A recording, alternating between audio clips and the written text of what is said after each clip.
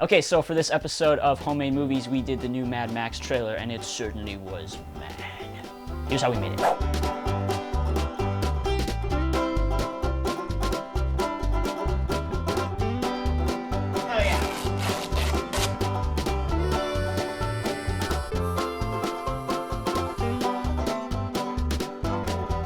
Boom.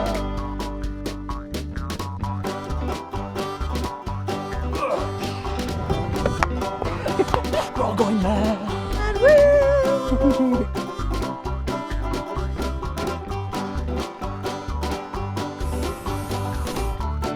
Hey guys, I'm Benjamin Martin. You probably recognize me from the behind the scenes. I've been working on Homemade Movies for a while now. I'm a big fan of the original Mad Max trilogy, and so I'm super excited for this new movie. It's not a remake, it's a fourth installment. And it's written and directed by George Miller, who did the original. This was definitely a huge trailer. It's 112 shots. It was shot all over the place, in a studio, at my house, at Mike's house. So it's a lot of work, but it turned out really awesome. All right, so let's go. So to play Mad Max, we had the always mysterious Mystery Guitar Man come in. He took off his shades for this role. You got my glasses? You do a thing? To play Charlize Theron, we had Leslie come in. For some of the shots, she got to put some black face paint on, half her head, which is weird. And a few shots, there are some immaculately clean desert ladies. I don't know how they stay so clean in the post-apocalyptic world of Mad Max, but we couldn't get enough ladies. We had Emily and Montana come in, and then we had our friend Ben and myself play other ladies. So you probably can pick that out. I feel like the fifth element. For the shirtless, bald bad guys, we had my friend Daniel, Dave, Andrew, and Eric come in. And then we were still short a person, so my girlfriend Bianca put on a bald cap and we painted her up and she played one of the bad guys. She liked it.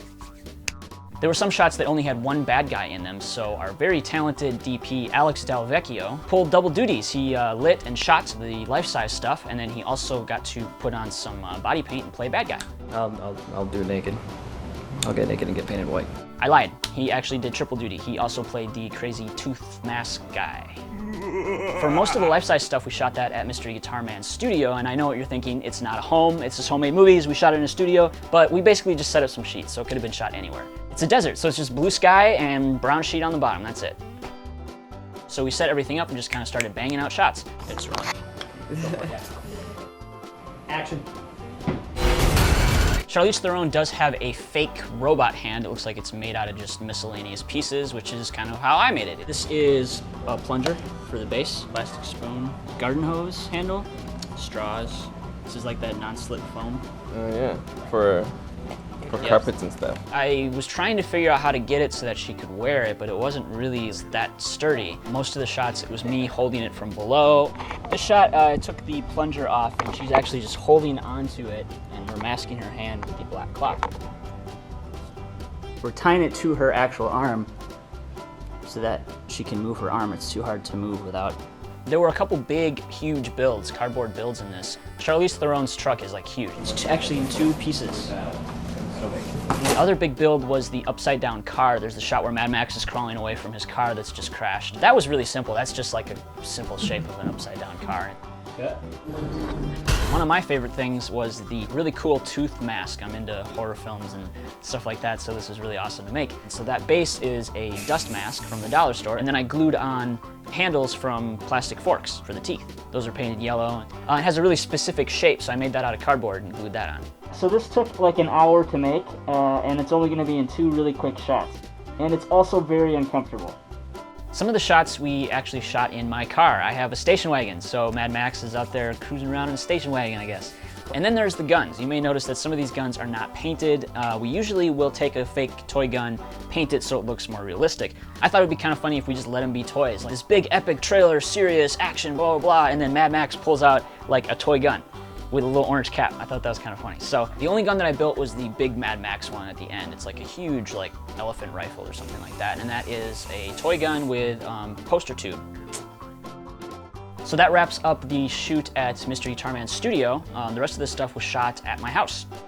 Couple shots of the bad guys. One of them was like a shrine. It's like a steering wheel shrine or something like that. So I made that cardboard, and all the steering wheels are paper plates. So to give you an idea of how cobbled together homemade movies can be sometimes, actually all movies, to be honest with you, there's these series of shots where they're giving Mad Max a tattoo on his back. So when you actually see Mad Max, you see MysteryGuitarman, that shot at his studio. Then when it cuts to just the shots of the back, that's actually at my house with Daniel's back.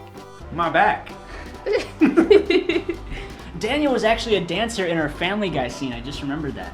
And then to top it off, there's the insert of the tattoo, the close-up of the tattoo. I shot that on my thigh alone in my room. So there's 3 locations, 3 people playing Mad Max, all in that series of shots. Another first for this trailer is I think the quickest shot we've ever done in homemade movies. It's like 5 frames. There's a shot where an explosion happens and then it zooms into a guy's face and his goggles come off. We had Alex laying down on an orange sheet and the goggles on fishing string, and I just pulled those off and it goes by super quick. But the first part of that shot is actually his feet coming out, and then it jump cuts to him closer to camera. So for the first part of the shot, we actually did miniature, which is a transition to miniatures.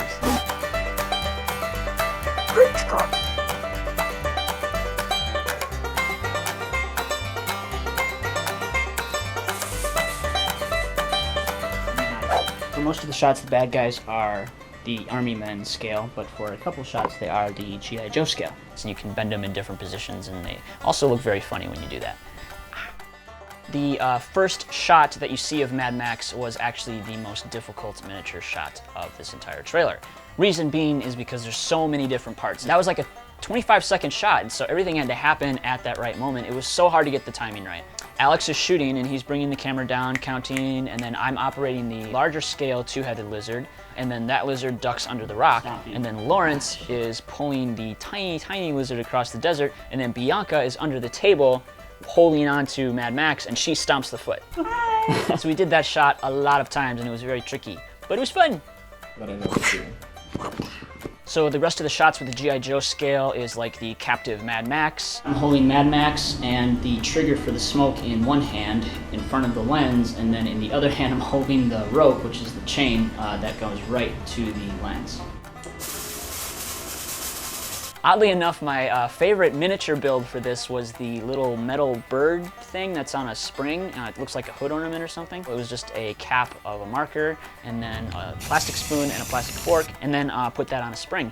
I don't know why it's my favorite thing, but it's just funny to see it like bobbing around like that. I could have played with that thing for hours.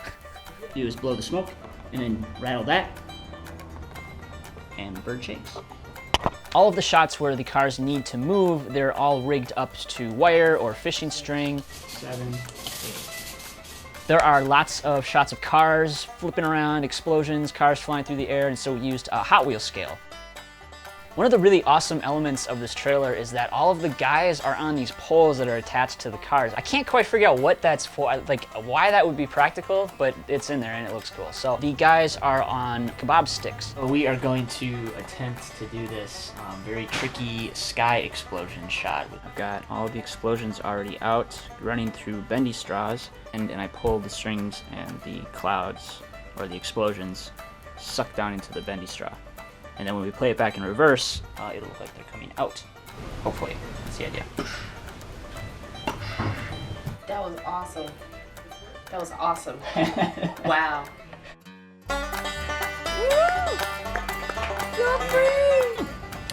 Oh, that's what those boots are. My sticks. Very important sticks. First of all, don't buy flashlights from the 99-cent store, because they don't work. Oh, there we go. It's a really weird way to get out of a truck. Yeah. You can just reflect light right onto the camera. They have a gold side.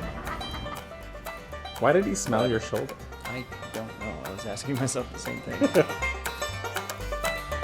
So much fun. All right, that's how we made it. As you can see, it was an insane shoot. Lots of work, lots of people involved. Couldn't have happened without you guys. Special thanks to MysteryGuitarman for taking off your shades and playing Mad Max. And stay tuned to CineFix for more episodes of Homemade Movies.